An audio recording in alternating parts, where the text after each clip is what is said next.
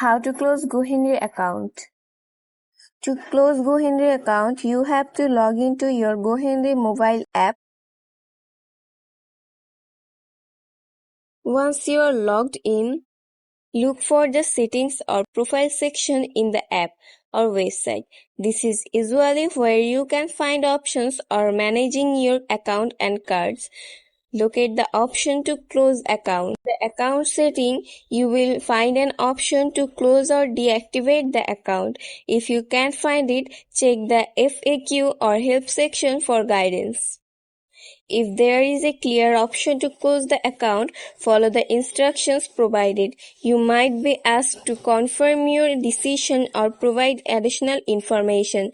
If you are unable to find the option to close the account or if you encounter issues, reach out to Gohenry customer support.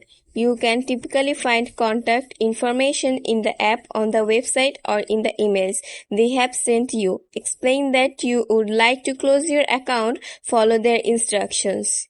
Before closing the account, ensure that all pending transactions are completed and there is no outstanding balance. Once you have followed the steps to close your account, verify with Gohenry that the account has been closed.